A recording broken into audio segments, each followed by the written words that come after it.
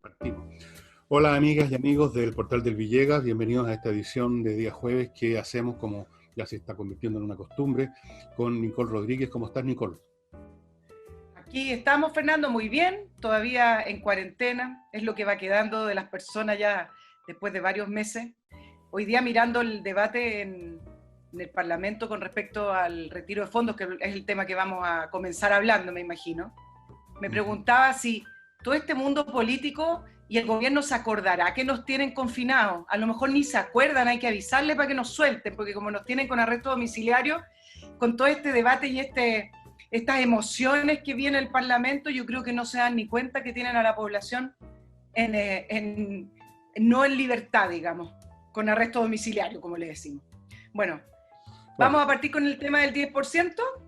Vamos a partir, y eso a propósito de lo que tú mencionas del arresto. El arresto vale para ti, para mí, para la gente común y corriente, normal, no para los que salen a las calles, como los que salieron ayer. No fue muy numerosa el asunto, no es ni siquiera una sombra de lo que fue el acto insurreccional, que es lo que fue de 18 de octubre. Hay mucha hipérbole periodística en esto, los periodistas siempre exageran. Llegan 3 o 4 muchachones, tiran un par de palos incendiados a la calle y los periodistas hablan de barricada, como que hubiera ahí una línea de fusileros con ametralladoras para defender hasta la muerte, un paso. No, son unos pocos tipos que tiran unos palos quemados, otros 100 o 200, 300 tipos absolutamente coordinados, eso quedó claro, que atacaron a la misma hora los cuarteles policiales. Acá en el barrio, una señora se asomó a tocar la cacerola, la misma de siempre, tocó como 15 minutos, se latió y se entró, nadie le hizo eco. De forma que esto fue un reestreno absolutamente pobretón de lo del 18 de octubre, pero vaya a saber uno cómo se manifestó esta acción combativa, llamémosla así, en los diputados que se abstuvieron, qué cosas sufrieron ellos, con qué cosas los amenazaron, porque fíjate que la votación iba a ser favorable al sí, yo lo anuncié, incluso todo el mundo lo sabía, que venía para allá la cosa, pero lo que no tenía tan claro es que iba a ser tan grande el número de abstenciones. Eso es bastante impresionante y me gustaría que pudiéramos tocar esto, porque son muchos, y todos, salvo una persona, salvo Pepe Out, que es independiente, renunció al PPD, entiendo, todos los demás son de partido de derecha, incluyendo de la UDI, que supuestamente es el más firme en sus concepciones de derecha, el que tiene más solidez programática o disciplinaria. También, como 5 o 6, estoy contándolos aquí, los tengo en un papel, 4, 5, 6 fulanos de ese partido. Bueno, como todos saben, el asunto se votó y pasa al Senado, según un Twitter, o no sé qué diablos, que me llegó a mí de Jorge Chausson, que dicho sea, entre paréntesis, no pierdo oportunidad siempre para tirarme un chiquetón de caca cuando puedo, cuando se le ocurre. Chausson dijo que había habido una negociación dentro de la derecha para generar una situación que llevara a esta cosa al Senado, pero entiendo que al Senado iba igual esto, ¿no? Al Senado iba igual siempre y cuando se votara a favor. Sí, claro. Si se votaba en contra no iba a ir. Sí, claro. Entonces no entiendo bien qué es lo que dijo el señor Chausson. El hecho es que va al Senado, y yo no creo, Nicole, que vaya a pasar algo muy distinto en el Senado de lo que pasó en la Cámara de Diputados. Hablemos un poco de los escenarios y de todo lo que se dijo previo a esta votación. Tú mencionabas el tema de la violencia. Efectivamente, no fue en el volumen que vimos en octubre, pero yo creo que lo de octubre es un punto bastante elevado y bastante extremo de lo que uno vivió con respecto a la violencia. Entonces, compararlo con octubre es comparar una violencia que yo creo que es raro ver en un país democrático y que ha sido un país que no es tremendamente violento en su historia, salvo con los puntos de inflexión de la historia, digamos.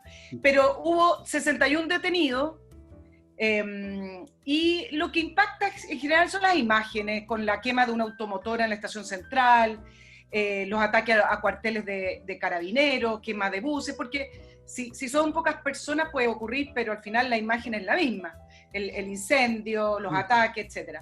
Pero y fíjate, hay un cambio cualitativo también en este ejercicio de violencia, porque el 18 de octubre fue muy expandido, hubo una absoluta coordinación, por eso que yo hablé del principio que había una insurrección, esta cosa fue coordinada, armada, no es llegar y quemar una estación del metro prendiendo un fósforo, todo fue organizado en una escala mayúscula y con mucha anticipación.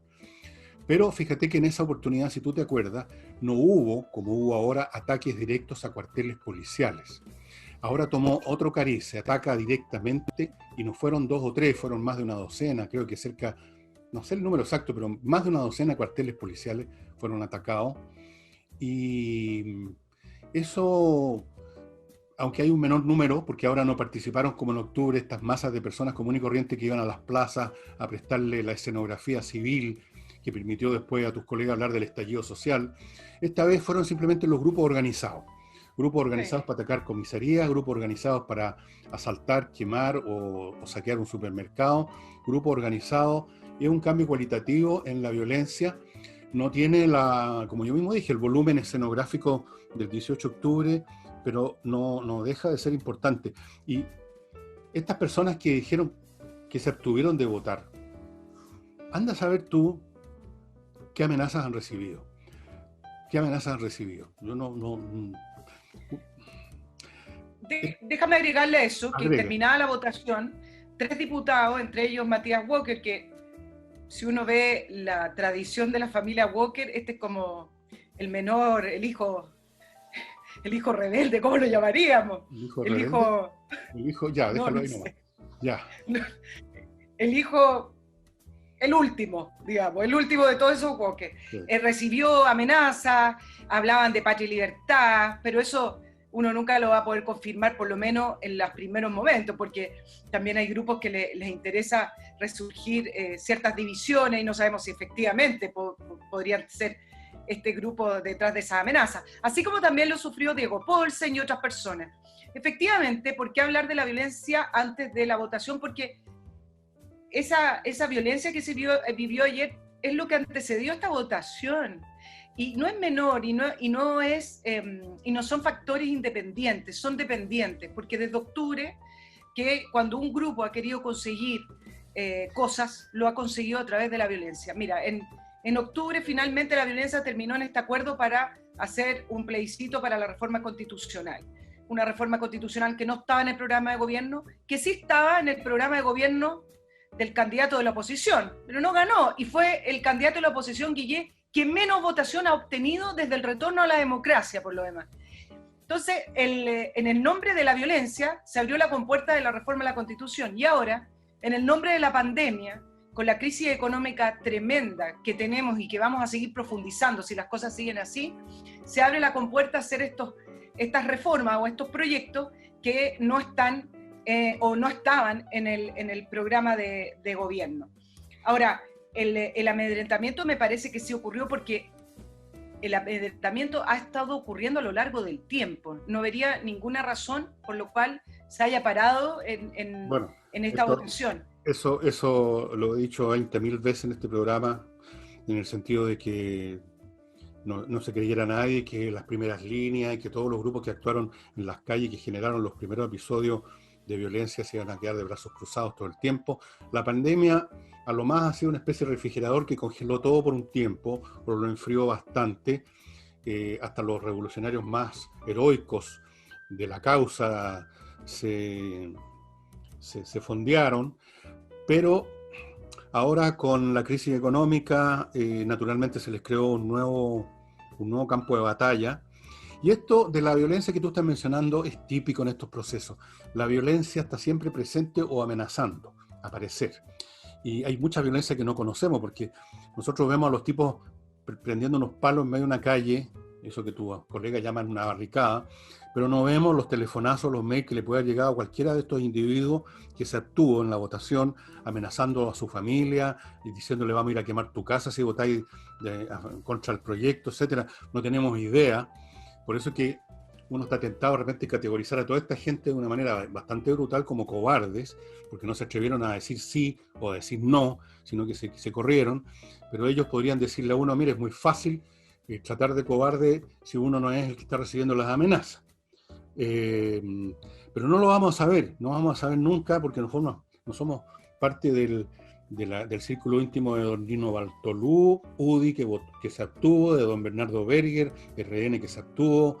Leo toda la lista: José Miguel Castro, RN, Mario Desbordes, RN, René Manuel García, RN, Javier Hernández, UDI, Joaquín Lavín, no el Joaquín Lavín de las Condes, UDI, Miguel Mellado, RN, Celso Morales, UDI, Francesca Muñoz, RN, Iván Norambuena, UDI, Paulina Núñez, RN, Jimeno Sandón, RN, Leopoldo, RN, Pablo Prieto, independiente, cercano a la RN, Jorge Radjev, RN, me estoy cansando, Rolando Rentería, UDI, Marcela Sabat, Alejandro Santana y Frank Sauerbaum, RN.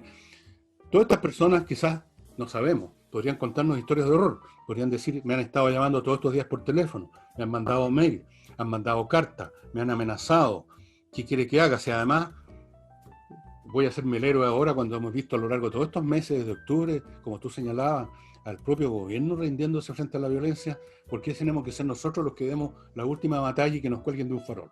Muchos de ellos podrían decirte eso. Es verdad, pero hay un punto ahí en que al ser parlamentarios tienen, me imagino, una obligación mayor a cualquier persona que recibe una amenaza. Primera obligación es poder segurizar, es poder intentar de alguna manera mantener las instituciones. Y una institución con amenaza y una institución que cede a la violencia, entonces finalmente ellos entienden cuál va a ser el resultado. Ellos deberían, si realmente tienen amenazas concretas, esto se debería dar a conocer. Además son varios, o sea, pero el punto es que ellos tienen una responsabilidad mayor.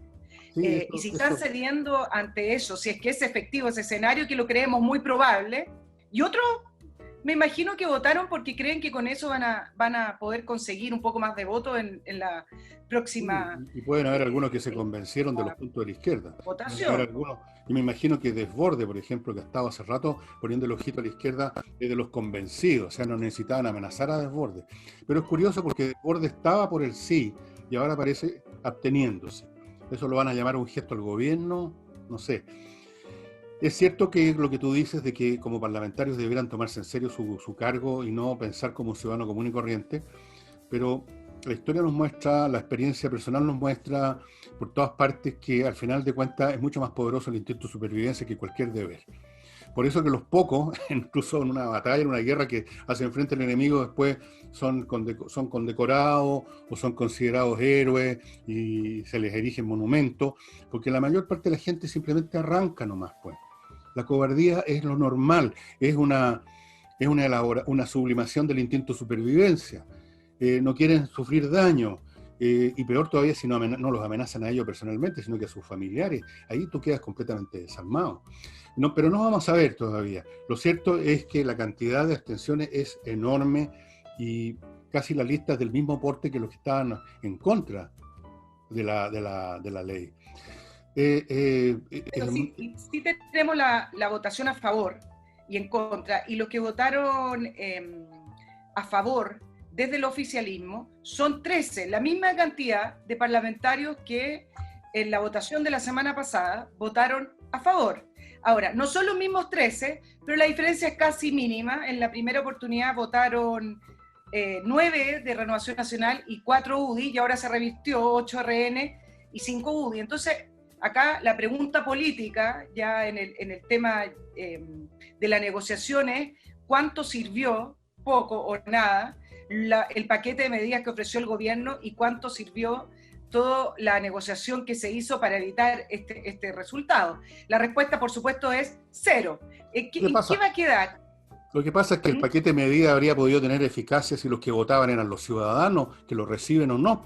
El ciudadano, si hubiera podido votar, si hubiera habido un plebiscito sobre esto, el ciudadano podría haber dicho: ¿qué me conviene más? ¿Que me pasen 500 lucas así, sin ningún costo, o que saco de mi propia plata y pierdo los intereses compuestos, rebajo mi futura pensión? Pero aquí, para los señores parlamentarios, eso es totalmente indiferente. Para ellos la razón política, la razón por último de supervivencia personal, política y hasta física, es un asunto mucho más inmediato, directo y de hecho el único existente. Para ellos, el tema del más o el menos, para el público en general, es para ellos, para los políticos, irrelevante. Uno, quieren echar abajo la institucionalidad de frentón, la izquierda, otros quieren defenderla y otros no se atreven ni a defenderla ni a echarla abajo, que son los que se abstienen en este caso. En ninguno de los tres casos está presente el tema del más o del menos de beneficio de la oferta del gobierno versus sacar la plata de los fondos de pensiones, que sabe una cosa, la gente que saque plata, la gente que ahora incluso sacaron bandera en algunos departamentos mostrando su extraordinaria, infinita ignorancia y miopía intelectual, no va a pasar mucho tiempo antes que se den cuenta de las consecuencias. Creo que hoy día ya cayó bastante la bolsa, van a haber otras consecuencias económicas y vamos a ver si les va a parecer tan buena esta sacada de plata, que no les va a durar mucho. Tú mencionabas la otra vez el ejemplo que pasó en Valparaíso con ese bono que le dieron a los damnificados que se lo gastaron en camisetas de fútbol. No digo que todos van a hacer lo mismo, pero no me cabe duda que nadie o muy pocos van a decir, a ver, me llegaron 3 palos, voy a dividirlo por no sé cuántos meses, esperando que pase esto o lo otro. ¿Cuántos van a hacer eso? Muy poco. Así que en poco tiempo, estos que sacan bandera y creen que el pueblo ha ganado algo, se van a dar cuenta que los pasaron por el forro de los pantalones. Esa es la realidad. No, mira, este tema de votar por la ciudadanía, al final de cuentas tú sabes que es simplemente una frase y nunca se vota por la ciudadanía, votan por ellos mismos, porque ellos tienen un proyecto y que es bastante desconectado de la ciudadanía por lo demás. En todas las encuestas de opinión, el ahorro individual, no el solidario ni colectivo, el ahorro individual era el que tenía mayor aprobación. La gente apuesta por sus ahorros propios, no por los colectivos. Entonces cuando empiezan a hablar de crear estos fondos, que por lo demás fue rechazado, crear este fondo solidario, porque es re fácil ser solidario, tú sabes, con el dinero del resto, ¿no? Solidario, etcétera, lo rechazaron. Ahora, ya avisaron que lo querían reponer en el Senado. Pero basta ver los efectos que tuvo hoy día, la mera aprobación en la Cámara de Diputados, con todo lo que falta todavía, para que esto se convierta en ley si es que se aprueba, basta ver los efectos para entender qué es lo que se está buscando. Hoy día, tú mencionaste la bolsa hoy día el IPSA cayó alrededor de 3,31, se desplomó. El resto del mundo, para hacer una comparación, porque están todas las bolsas indexadas y están conectadas, subieron más de un 1%, estaban todas las bolsas en verde mientras el IPSA iba cayendo. Y así sucesivamente con todos los índices económicos. Entonces, cuando uno ve realmente las consecuencias que puede tener este retiro, y cuesta comprender que parlamentarios de Chile Vamos sigan votando a favor o incluso se abstengan. Es decir, o no entienden las consecuencias, es ignorancia o simplemente es displicencia. No, tú dices miedo. Que es amenaza, yo digo que es una mezcla de displicencia con ignorancia, no, porque creen que están ganando. Yo siempre creo que cuando hay un voto, sea a favor, en contra, rechazo, es porque esa persona creyó que algo gana. Entonces pensemos qué ganan los parlamentarios que se abstuvieron, eso prácticamente son... Ganan tranquilidad o eso es lo que creen. Mira, la displicencia que tú mencionas, a mí no me parece, porque la displicencia es una actitud de superioridad y de tranquilidad. Tú simplemente no le das pelota a algo. Aquí le dan mucha pelota a la situación que están viviendo y yo creo que están inspirados no por la displicencia ni por la ignorancia, porque incluso ellos, que son bastante ignorantes, y en general los congresales de hoy en día en Chile, comparados con los del pasado especialmente, se dan cuenta y saben que este asunto es un pésimo negocio para el país. Es miedo, es el miedo que ha estado permeando a la derecha chilena, que está en un acelerado proceso de desintegración. Lo advertí hace mucho tiempo. Perdieron fe en sus principios, perdieron fe en sus valores, perdieron fe en sus iglesias, perdieron fe en su empresa, perdieron fe en que hacen lo que corresponde y desde luego tienen miedo de esta oleada progresista que toma 1000 formas, tiene 1000 rostros, que puede ser el rostro de la calle violenta, o el rostro del mail amenazante, o las rechiflas en el Congreso, 1000 maneras. Entonces, hace rato que los parlamentarios, pero no solo ellos, sino que todo lo que podríamos llamar el mundo de la derecha, empresarios, gente linda, los ricos, los demás allá, están todos muertos de susto, están todos en la actitud del sálvese quien pueda. Yo lo vi en vivo y en directo, Nicole, hace un par de años atrás, cómo en vista de la situación que había, de la oleada que había en ese momento con los temas valóricos, tú sabes cuáles, entonces simplemente para evitar ese problema dejaban caer al que fuera. Te acusaban a ti y a los 5 minutos ya te estaban echando. No había ningún problema. La cuestión era que no les tocara a ellos, que no les fuera a tocar a ellos, que no los fueran a considerar socios, digamos, del pecado y de todo eso. Entonces aquí tenemos una derecha que se está desintegrando, que no cree en sí misma y que se manifiestan mil cosas. Y esto, de estas veintitantas personas, por lo que estoy contando acá, que se abstuvieron, es otra muestra, es una muestra más de las muchas que se han juntado de lo mismo. Y por eso es que yo creo que a estas alturas, salvo que haya un milagro, que lleguen los extraterrestres o no sé qué, la izquierda ganó. En este país la izquierda ganó. Ha impuesto su agenda valórica, si podemos llamarla valórica, ha impuesto sus concesiones sobre el sexo, ha impuesto sus concepciones sobre la salud, sobre los fondos previsionales, lo están imponiendo en todo. Y frente a ellos, ¿qué vemos? Un gobierno que cede en todo, una policía que está atada de manos, etcétera. Eso es lo que estamos viendo. ¿Cómo se puede entender? Que es lo que yo veo en los columnistas y las cartas al director, redes sociales, que es la pregunta que las personas se hacen. ¿Cómo se puede entender que gana un gobierno con ideas de derecha? Ganó un gobierno con ideas de derecha, llámenle derecha social o como le quieran poner el nombre, no importa, pero ganó un gobierno por alta votación, con una agenda en particular muy distinta a la agenda de Guillén en su momento, muy distinta a la idea de la izquierda. Gana este gobierno, se instala, y cómo es que al poco andar, un año después, es un gobierno que pierde toda convicción, un gobierno que se refleja prácticamente gobernando con la agenda de la izquierda. Entonces, la pregunta que se hace a las personas es ¿cómo llegamos a esto o por qué llegamos a esto? Bueno, muy fácil. Cuando se vota, se expresa la opinión de una forma totalmente segura. Te pones en una fila y echas tu papeleta y te vas para tu casa y luego se cuentan los votos. Ganó la derecha o el que sea que gane. Pero ahora se planteó, el conflicto político ya no es tan pacífico, apacible y seguro como ir a instalarse en una fila a votar. Ahora la izquierda lo planteó brutalmente de un día para otro en la calle. Y ahí en la calle lo que se impone no es el número de votos, se impone el número de tipos decididos a darte un palo en la cabeza. Y frente a eso, esa mayoría, esa enorme mayoría que también era una enorme mayoría en octubre, se queda en la casa, pues Nicole, ¿qué van a hacer? ¿Se van a organizar por teléfono con otros vecinos para salir a enfrentar a unos energúmenos? ¿Se va a enfrentar el gobierno con esas masas delirantes que había en las calles cuando ese gobierno ya, por los famosos temas de los derechos humanos, se atreve a usar la fuerza pública como se debiera? Son situaciones totalmente distintas, en situaciones pacíficas de votaciones, y tú lo ves ahora en las encuestas, te llaman por teléfono, tú das tu opinión, y como tú misma has dicho, los partidos de izquierda y las ideas de izquierda están al fondo de la tabla. ¿Por qué? Porque no hay ningún riesgo en contestar un teléfono. Otra cosa es salir a la calle, otra cosa es oponerse a los que están poniendo barricadas, otra cosa es oponerse a los que te amenazan por teléfono, otra cosa es oponerse a la primera línea. Son cosas distintas. En ese plano, la izquierda tiene una ventaja enorme. La organización e ideas claras de lo que quieren.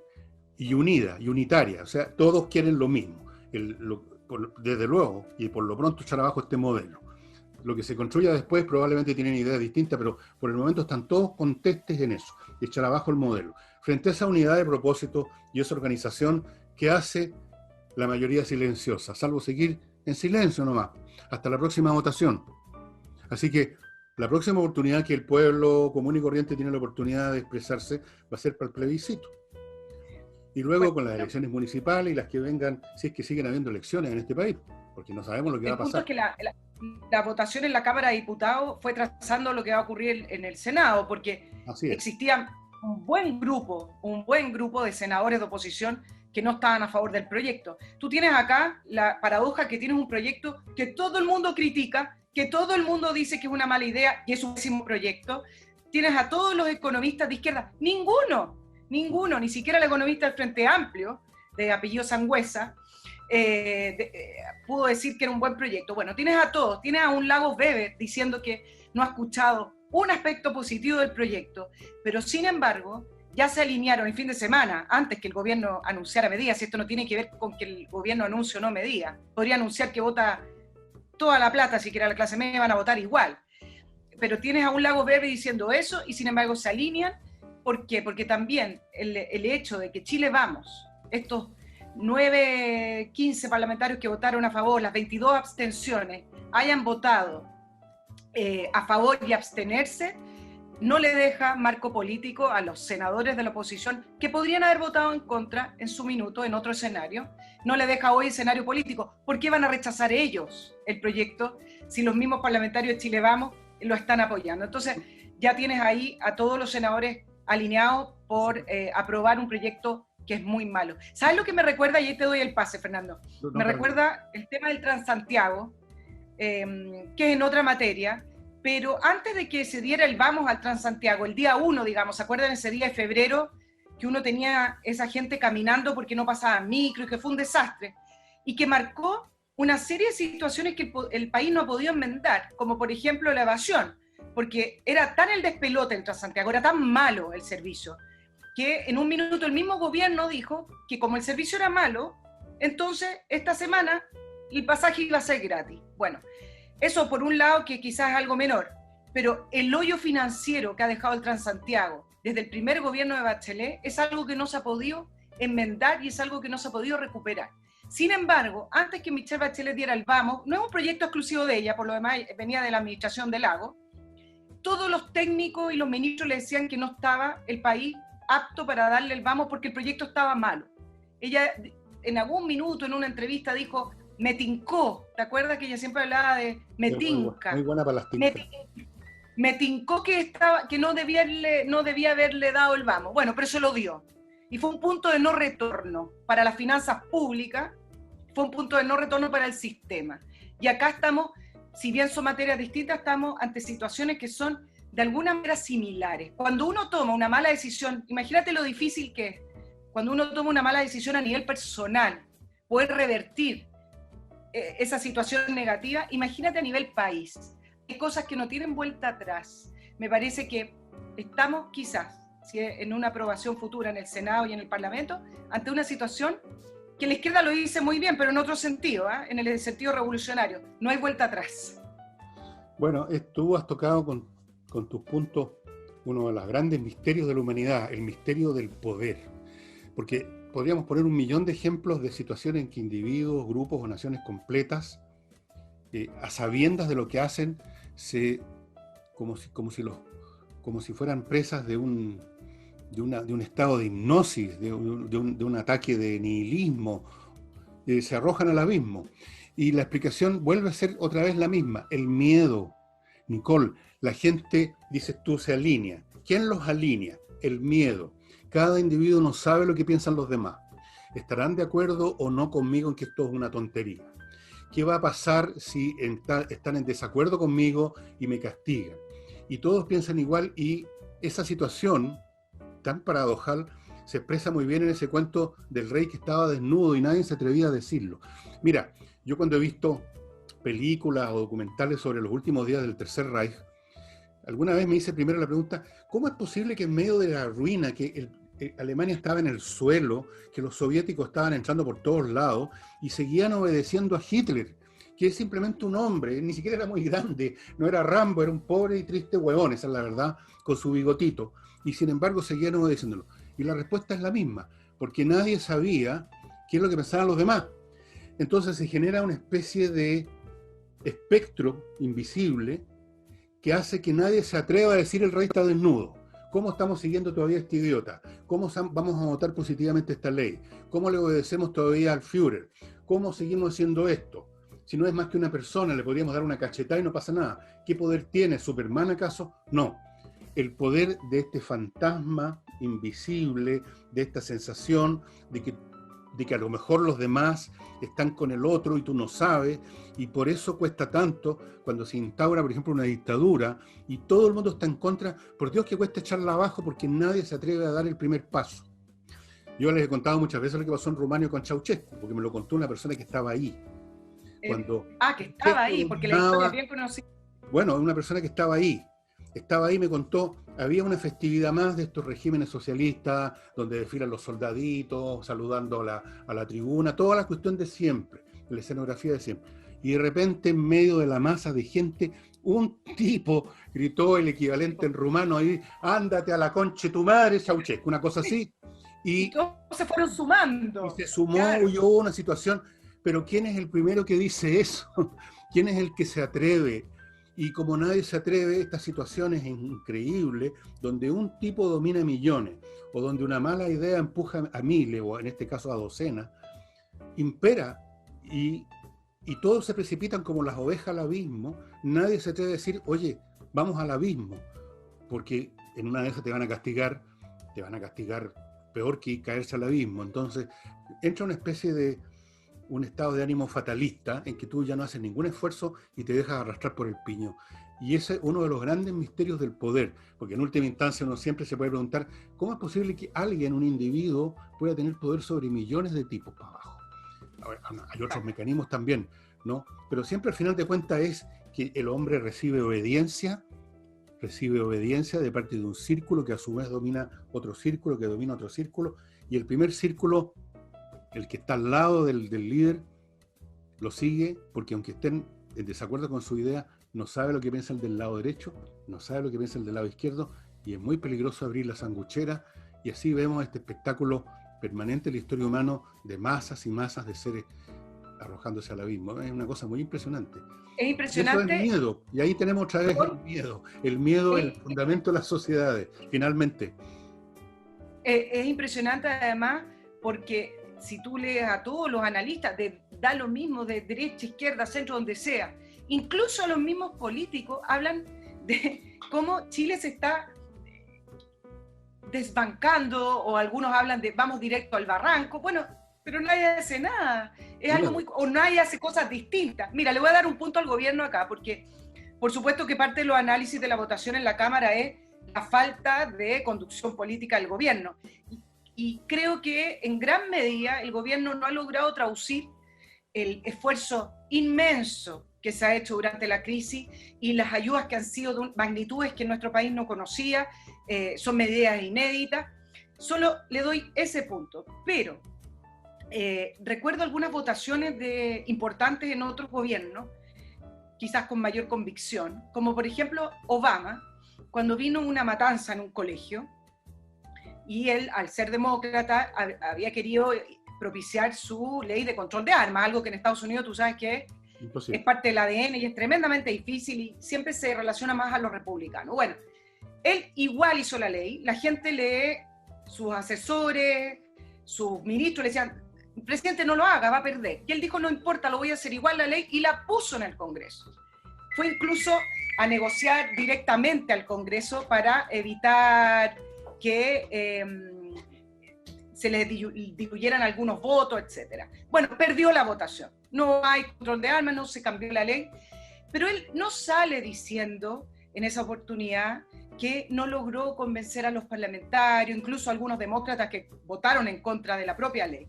Simplemente le traspasó la culpabilidad y la responsabilidad de la votación al Congreso. Los parlamentarios tienen su propia conciencia, tienen su propia sabiduría, tienen su propia manera de votar. No todo lo que votan los parlamentarios, sean incluso de coalición, es culpa del gobierno, si esto no es un rebaño. Entonces, creo que el gobierno, la reacción primera fue... Fuimos poco convincentes con el paquete de medidas, si esto ya hace rato no se trata del paquete de medidas. Entonces, ahí el punto no está en la debilidad del gobierno, y el gobierno profundiza esa debilidad con el propio discurso. Acá el punto está que la responsabilidad es del Parlamento en este minuto, y ahí debe quedarse la responsabilidad. Bueno, pero ¿quién la va a cobrar esa responsabilidad? Cuando vengan los efectos de esto, si es que se promulgue, que es lo más probable, no veo que el Senado vaya a actuar distinto, como han hecho otras veces los parlamentarios cuando algo fracasa, el asunto, yo no tengo nada que ver, fue el otro, yo no se olvida, simplemente el problema cayó del cielo, un poco como la pandemia, un evento inesperado del cual no tenemos ninguna responsabilidad. Y a propósito, una cosa que antes que este es mi primer bloque comercial, tú antes mencionaste el uso mañoso, y me parece muy exacto, del concepto de solidaridad, que uno lo escucha cada rato. Queremos tal cosa solidaria, queremos unas pensiones solidarias. Pero yo entiendo la solidaridad como un intercambio mutuo de equivalentes entre personas que se ayudan unos a otros. Esa es la solidaridad. La solidaridad siempre implica, yo solidarizo contigo porque tú solidarizas conmigo. Esta solidaridad que consiste en que solo uno pone los billetes o pone el esfuerzo, eso no es solidaridad. Eso se llama parasitismo, eso se llama explotar a otros, pero le ponen el nombre solidaridad. O sea, el día de mañana los ladrones podrían ocupar eso. Llegan a tu casa, te roban todo, es un acto de solidaridad con los pobres. En Chile los impuestos son solidarios, pues si cuando quieren poner impuestos, siempre le ponen alguna palabra. Imagínate la palabra, que todos lo utilizamos, contribuciones. Estás contribuyendo a tu comuna. Es un impuesto, pues. Entonces acá en Chile se utilizan muchas palabras bonitas para decorar impuestos más impuestos más impuestos. Son impuestos, finalmente. Impuestos. Bueno, déjame entrar ahora en mi primer bloque comercial, que hoy día en el sorteo le tocó el primer turno a Ulises, pues. Ulises Caravante, el autor de este libro que ustedes ya se los he mostrado. Yo quiero insistirle que es un libro muy entretenido, especialmente para las personas que les gusta leer historia de Chile, porque esta es una historia de Chile centrada básicamente en la Revolución de 1859 en el norte, y está contada con el material que Ulises ha heredado de su familia, de gente que estuvo ahí, de gente que participó, que fue testigo, que fue parte de la obra, digamos, no meramente, o eran espectadores en primera línea. Entonces es una historia muy llena de detalles, pero a un nivel impresionante, y está muy bien contada y pues, es muy entretenida. Y a propósito de lo que decían antes, Nicole, de que este es un país con poca violencia, en realidad, cuando uno lee un poco de historia, se da cuenta que no somos menos violentos que otras naciones. Tenemos algunos periodos más de tregua, llamaría yo más bien, ¿eh? Pero hubo en el siglo XIX, Nicole, las luchas políticas que hubo, las revueltas que hubo, los cuartelazos que hubo, especialmente en los primeros 40 años después de la independencia, hasta 1850 por lo menos, fueron brutales. Se cometían asesinatos, pero desvisceraban gente. Se cometieron asesinatos horribles y en masa. Pero eso, por supuesto, se olvida. Y ahora, para los que quieren invertir en Estados Unidos, no se olviden de inviertanusa.cl, que les maneja toda la parte burocrática, legal, pero además tiene ofertas concretas de bienes inmobiliarios de todo orden, casas o departamentos que se venden o se arriendan, terrenos en distintos estados o ciudades de Estados Unidos, como en Detroit, donde hay muchas facilidades porque quieren recuperar esa ciudad que era la capital del automóvil y ya no más. Posibilidades en empresas.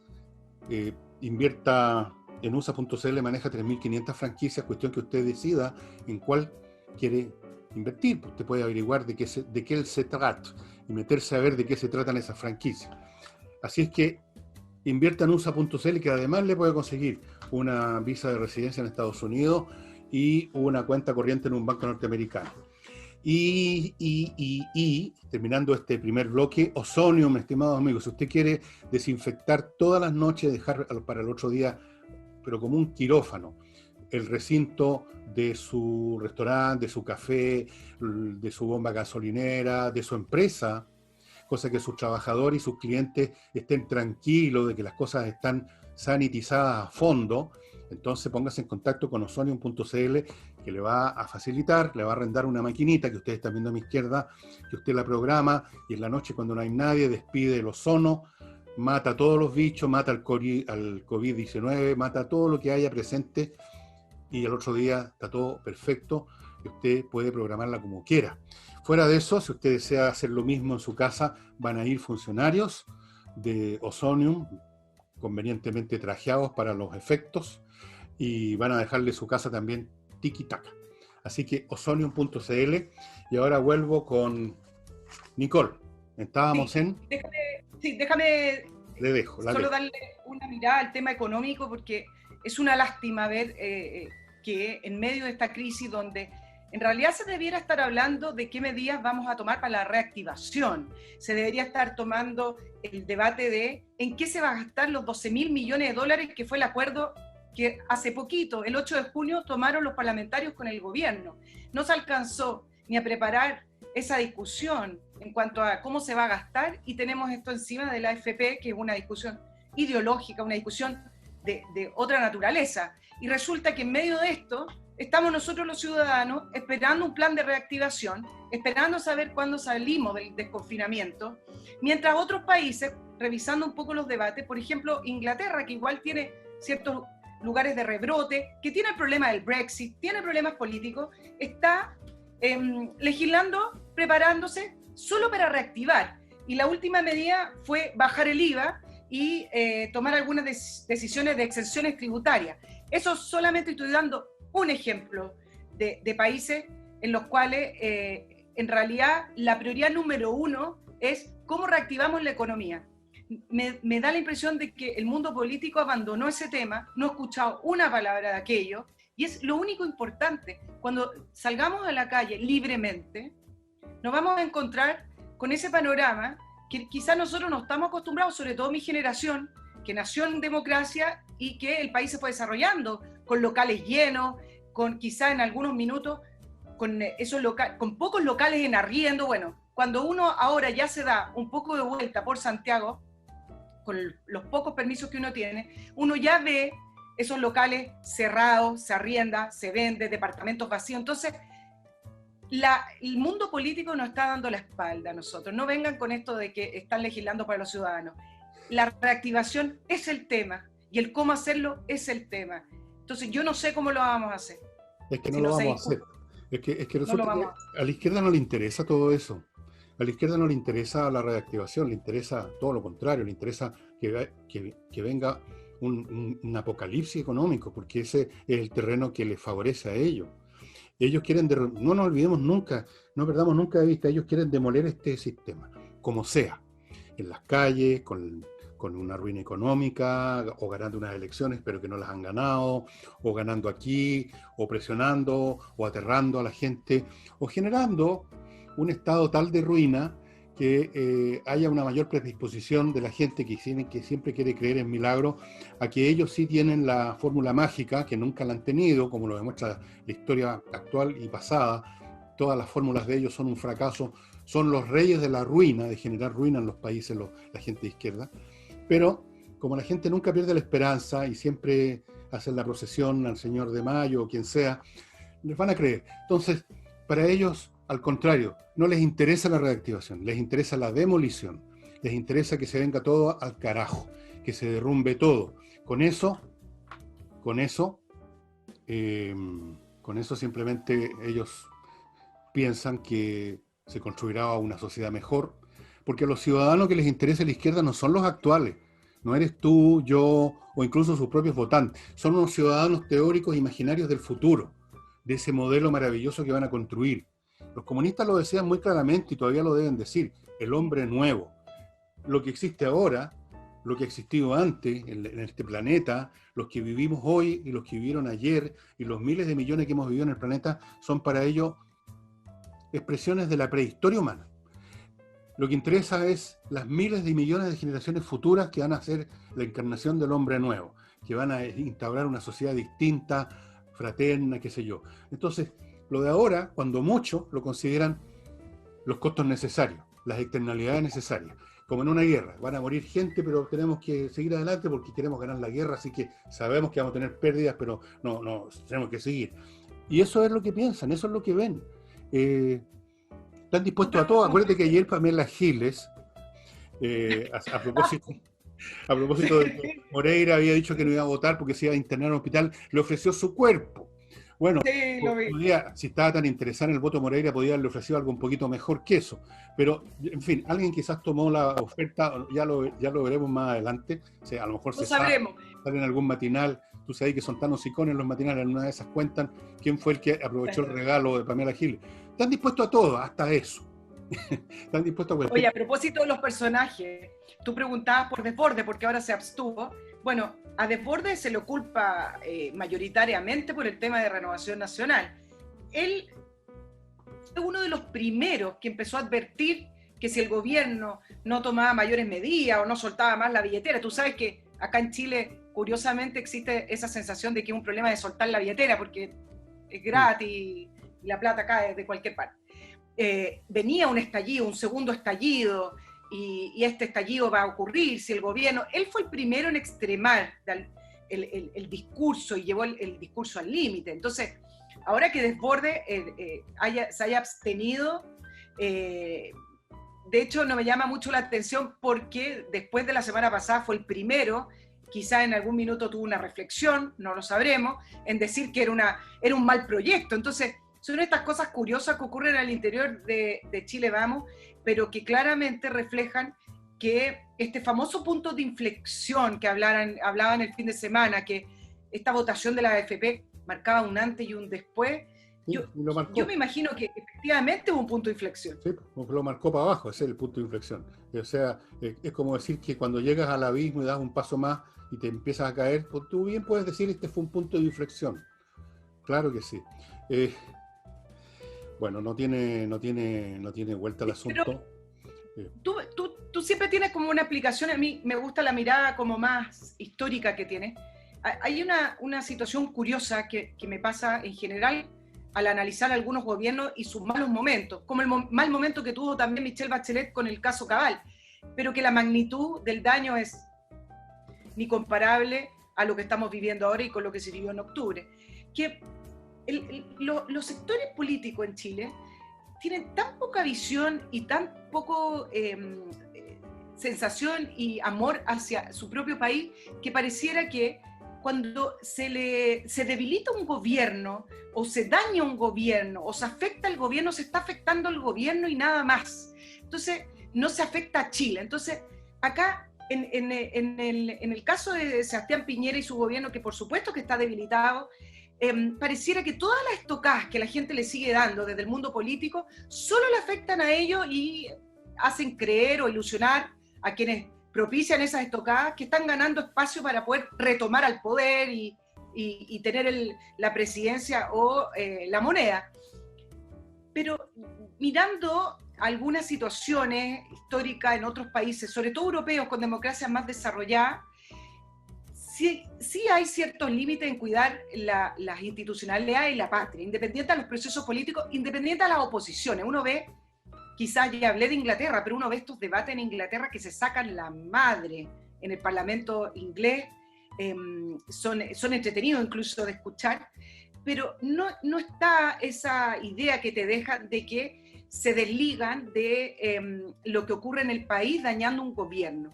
Y al final dañar un gobierno igual es dañar un país, aunque uno no se sienta afín a ese gobierno, aunque uno no haya votado por ese gobierno. Pero en el Parlamento pareciera que acá solo se trata de quitar el pedazo de poder en la moneda y punto.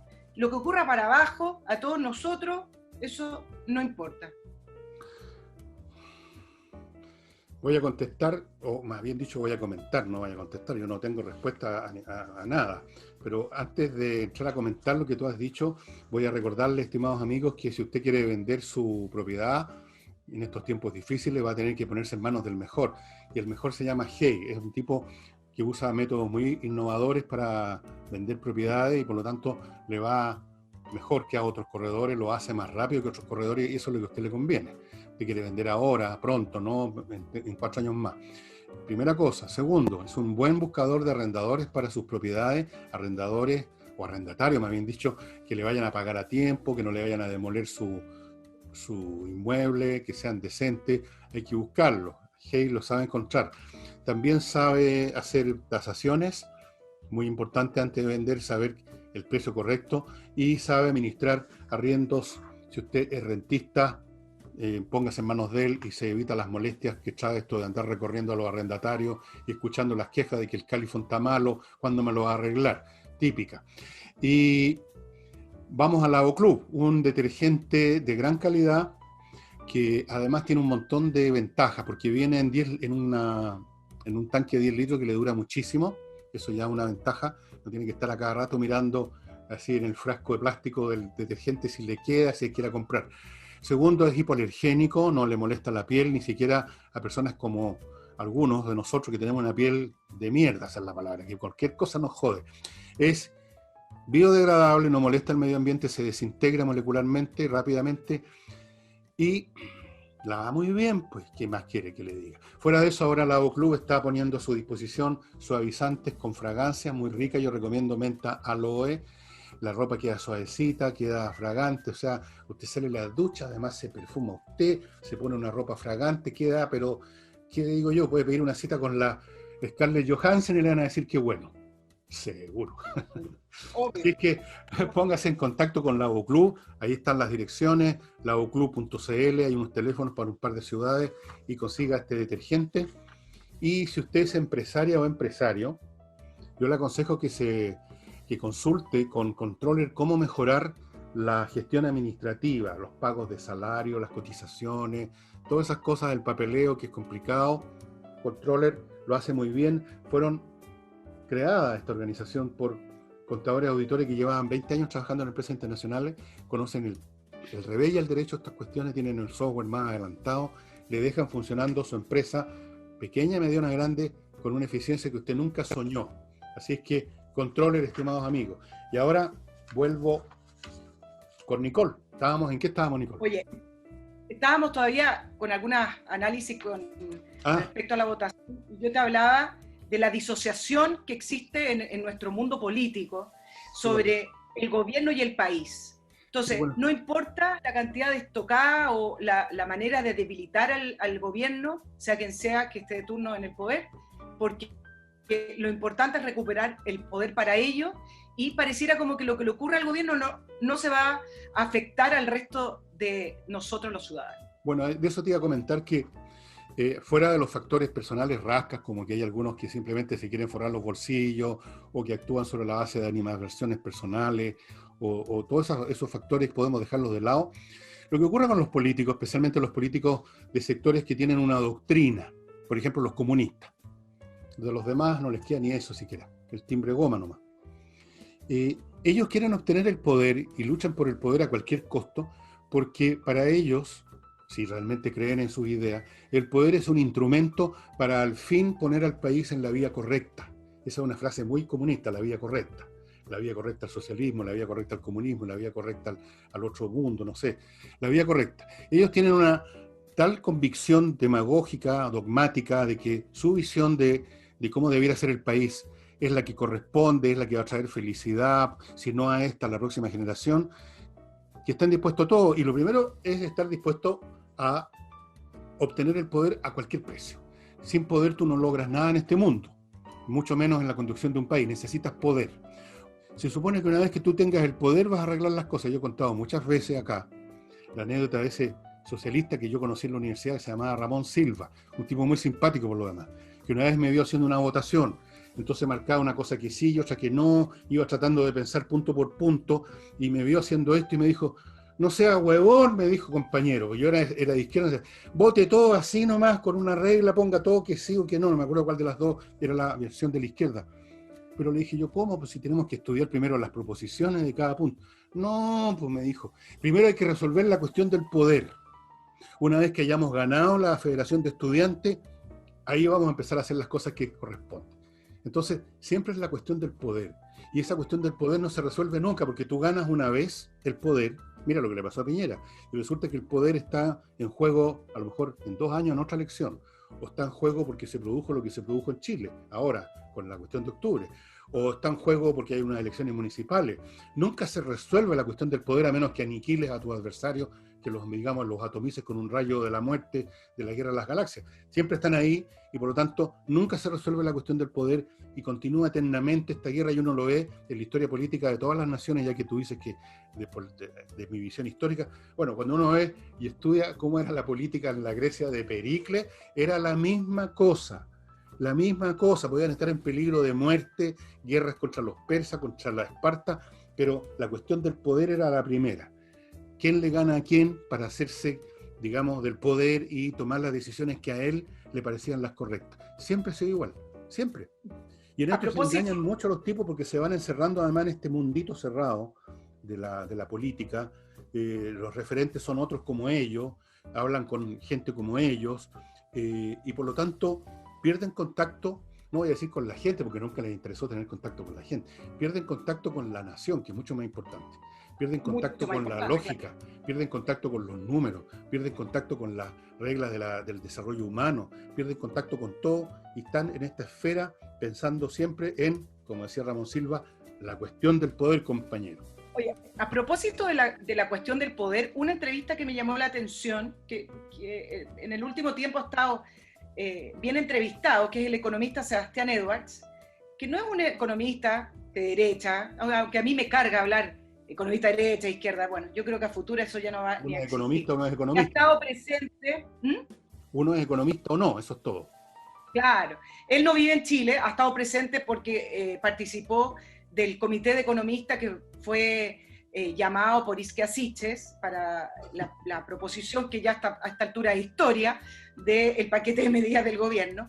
Pero bueno, el punto es que es pocas las veces que puedo leer que alguien diga esto que en pasillos se hablaba o se analizaba, con respecto a cuándo comenzó nuestra izquierda a polarizarse y ponerse tan de izquierda, digamos, y se olvidó la concertación y la socialdemocracia. Y él habla de que uno de los grandes errores, y esto ¿por qué? Porque dice que este parlamento, tú hablaste del parlamento tonto, él habla que este es el parlamento de los errores, los años de los errores, donde Chile desvió su trayectoria. Los tontos cometen errores. Claro, donde Chile que venía hacia un mundo desarrollado, más moderno, equitativo. Bueno, en estos años Chile simplemente desvió la trayectoria y con destino que todavía no sabemos. Pero él hace un punto acá con respecto a la incorporación que hizo Michelle Bachelet del Partido Comunista. No solo al incorporarlos en esta nueva mayoría, sino que al incorporarlos al Estado chileno, incorporarlos a ministerios, incorporarlos a las instituciones. Y dice que con esa incorporación fue que se fue reemplazando el sector de la centroizquierda con la izquierda radical. Y yo creo que este punto es relevante porque es poco lo que se analiza, o quizás poco lo que se quiere hablar con respecto, o hay miedo, como dices tú, con respecto a esta decisión que a lo mejor sí marcó un punto de inflexión para la izquierda y marcó un punto de inflexión también para las instituciones de nuestro país. Muy probablemente sí, porque los comunistas tienen disciplina, creen en lo que creen todavía, como te decía antes, y por lo tanto en medio de la confusión que reinan los demás en el socialismo, el PPD y otros movimientos así más o menos callan-peli desde el punto de vista ideológico, ellos de forma natural se establecen, aunque no lo quisieran, como líderes, pues el líder es alguien que tiene claro lo que hay que hacer en medio de un despelote. Tú sigues al que dice, mira, hay que irnos por acá. A lo mejor te he equivocado, pero estás señalando una dirección y los demás no saben qué hacer, te siguen. El Partido Comunista tiene claro lo que quiere la revolución, quiere el hombre nuevo, todas esas cosas, los demás no. Entonces, poco a poco, en forma gradual, se va constituyendo, en forma inconsciente para muchos, en el referente. Ese es un factor, seguramente hay otros también que llegaron a esta radicalización, pero ese es un factor y tiene razón Sebastián Edora en esa materia. Fíjate, el Partido Comunista pues, podrá ser minoritario desde el punto de vista de sus miembros, sus militantes, pero tienen esa intensidad que les da su cohesión, su disciplina y la creencia fanática en sus ideas, lo cual los convierte, como dije el otro día, en un cuchillo caliente pasando por la mantequilla. Tú podés tener 1.000.000 de kilos de mantequilla, pero el cuchillo caliente va a seguir avanzando sin ningún problema. Todo se va a derretir a su lado. Entonces, sí, es un factor, fíjate. Tiene razón Sebastián en eso. Y quiero comentarte lo último como para ir cerrando el tema AFP, que yo creo que ya nos ha tomado casi todo el programa. Sí. Y con dos puntitos que los voy a unir. Él habla que es curioso porque durante años los políticos y los parlamentarios no hicieron nada con respecto a la AFP, que no significa molerlas, demolerlas ni eliminarlas, sino que a través incluso de comisiones como la Comisión Marcel, la Comisión Bravo, desde el primer gobierno de Michelle Bachelet que se está hablando de este tema, y las soluciones eran bastante simples. Las soluciones eran aumentar la edad de jubilación, porque hoy en día tú me vas a decir que una persona de 60, en el caso de la mujer de 65, está para retirarse laboralmente. Hoy es una persona joven y es una persona en general sana. Entonces, aumentar la edad de jubilación era lo primero. Lo otro era aumentar las cotizaciones, porque el 10%, si una persona va a vivir hasta los 90, como se calcula, o qué sé yo, un poquito más, es imposible que le alcance la jubilación. Y lo otro es haber tomado medidas con quizás ayuda estatal de evitar las lagunas previsionales. Con esos tres factores se podrían haber evitado un montón de problemas con respecto a la AFP. Y lo quiero unir, el hecho de que no hayan hecho nada, con una simple palabrita que emitió el diputado Marcelo Díaz, ex PS porque renunció, por no estar de acuerdo con Elizalde, ante lo que dijo Juan Sutil, que es el presidente de la CPC, porque Juan Sutil en una entrevista dijo que era pésimo el proyecto de retiro del 10% de la AFP. Y Marcelo Díaz simplemente le contestó coimero. Entonces yo quiero acá decirle al diputado Marcelo Díaz que se necesita gente que reciba esa plata del supuesto coimero. Y esa gente fue el financiamiento de la política en el Congreso. Las AFP financiaban a nuestros parlamentarios durante todo el retorno a la democracia. Y la financiaba porque la AFP tenía un negocio seguro, con una rentabilidad segura. Así es que no le trate a Juan Sutil de coimero, que no tengo idea si lo es o no, para efectos del tema de la AFP. el tema de la AFP es que los gobiernos de la concertación no hicieron la reforma que tenían que hacer, y no hicieron porque los financiaban. Ahora, que no se haya llegado a nada con el proceso de financiamiento ilegal de la política es un problema de fiscalía con el acuerdo que tiene con el mundo político. Pero entonces, que no saque Marcelo Díaz a relucir que cuando hablan los empresarios y los tilda de coimero, porque tú sabes que se necesita abrir el bolsillo para recibir ese dinero. Y por lo demás, el Partido Socialista, que es el partido más rico de Chile, se le ha calculado 8.000 millones de pesos, e incluso en algunos años se le calculó que tenía 13.000 millones de pesos. Fue el partido de nuestro país que sus inversiones las ponía en empresas reguladas por el Estado, algo que es contra de cualquier norma, contra de cualquier moral. Entonces, estamos hablando de que metían la plata sabiendo cómo iban a votar las regulaciones o cómo venía la mano.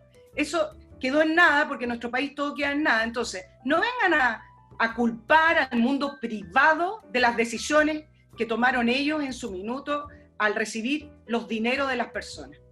Sí, eso me recuerda a eso que estás contando. Bueno, ese tipo de cosas son tan frecuentes, ¿no? Me recuerda una historia que circulaba, o sea, algo que pasaba en el colegio donde yo estudié, que era un colegio cura, el San Agustín. Y había un cura que tenía la manía de hablarnos a nosotros de los modales y de los buenos modales, y pasaba escupiendo y tirando gargajo al suelo. Entonces le pusimos el padre Gargajo, y él era el que hablaba de los modales y pasaba... Bueno, aquí todo el mundo hace lo mismo. Todos de repente ponen los ojos en blanco y se hacen los santones, mientras están abriendo el bolsillo por acá para que les pongan no, bueno, está bien. Déjame pasar a mi último bloque comercial, que parto con notariospress.cl. Ustedes ya saben, es la manera más eficiente para tramitar papeles notariales, es entrar a la página notariospress.cl.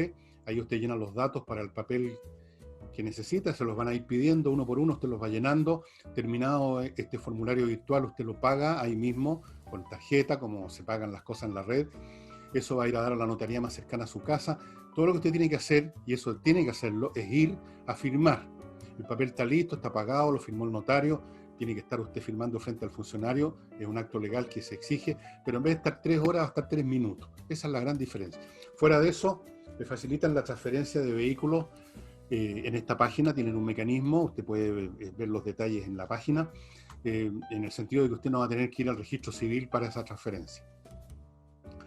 Para casos civiles, legales, el mejor buffet es Salinas y Ojeda. Se especializan. Casos legales civiles son, ya se lo he mencionado tantas veces, los divorcios que traen consigo 1.000.000 de problemas, las herencias, contratos, situaciones de ese tipo. Son las mayores, son la mayoría. Póngase en manos de Salinas y Ojeda. Y para divertirse en las tardes y en la noche, aunque usted no lo crea, yo sé que usted cree que uno se divierte más bien yendo al estadio. Olvídese, mucho más entretenido sentarse a jugar ajedrez, créame, ¿verdad? Compre en ajedrez, en espacioajedrez.com, la caja con las piezas, con el tablero, que es muy bonito, se pliega. Y también, para darle más interés al juego, el reloj digital para que usted le ponga tiempo. O sea, los rivales tienen que jugar contra el tiempo, además de contra el rival, y eso le agrega, eleva al cuadrado la emoción del partido, lo hace entretenido. Yo organizaba unos torneos con mi amigo Pepe Salaqué, que falleció el año pasado, y otros ajedrecistas, y nos moríamos de la risa, aparte de jugar ajedrez, por las cosas que pasan cuando uno está ahí tocando el botoncito, de repente toca otra cosa y se equivoca, o le echa la culpa a la pila. Muy divertido. Y finalmente les recuerdo que usted puede climatizar su casa a su gusto con miclimo.com. Entre a miclimo.com y adquiera uno de los dispositivos que le van a dar calor en invierno, frescor en verano, le van a filtrar el aire, apenas gastan electricidad, están conectados a internet, tienen su propia red de internet, usted puede controlarlo desde otro país, todas las ventajas. miclimo.com. Y vuelvo con my friend Nicole. ¿Qué más? ¿Nos queda algo? No queda nada, cosas curiosas. Como llamaron a manifestaciones después de la votación, otra más. Hoy en la tarde, entonces se adelantan los horarios. Y como este gobierno le faltan un poco de carácter, vamos a terminar mirando la comisaría virtual con un permiso para manifestarse, porque como las prioridades han ido cambiando, a los manifestantes con suerte les dicen algo, y a quienes salen sin permiso para ir a comprar o algo así, terminan Bueno, con algún tipo vamos a ver de qué comisarías asaltan hoy día, qué negocios queman, qué otros saquean. Volvieron a la calle los primera línea, en una escala volvieron menor a la calle. de cantidad, pero en una escala mayor de intensidad. No olviden ese punto, están atacando comisarías y eso tarde o temprano va a producir una situación distinta, se los advierto desde ya. Eso va a ocurrir. Crean a Nostradamus 2.0, cuando digo hago un pronóstico, suele ocurrir. Pero en fin, ya veremos. Nicole, muchas gracias por haber estado con nosotros y será hasta el próximo jueves. Se nos fue todo el tiempo, no nos quedó nada. Nada. No nos quedó nada de China, por ejemplo. Había cosas que hablar, pero no se pudo nomás. Será para otro día. Íbamos a hablar de Argentina también, que están pasando cosas que nos podrían servir de lección. Solo no voy a entrar en el tema porque no tenemos tiempo, pero 8 de cada 10 argentinos en una última encuesta dicen que si pudieran, se irían del país. Y leía abajo los comentarios al leer la encuesta y salía de algunos chilenos, yo también me iría, no creo en el futuro de este país. Bueno, yo sé de muchos que ya se están yendo, ¿eh? ¿Sabéis qué más? Yo tengo amigos que ya se están yendo. O sea, y conocidos que se están yendo silenciosamente, de a uno, de a dos, se llevan sus empresas, se llevan sus inversiones. Y es probablemente que si se masifica el proceso algún día, los izquierdistas van a usar la misma expresión imbécil que usaron en los 60 en Cuba, los gusanos. Los que se fueron de Cuba en ese momento porque no querían tolerar lo que los demás cubanos tuvieron que tolerar hasta el día de hoy, esos los llamaron gusanos. Era la gente mejor de Cuba, eran los gusanos.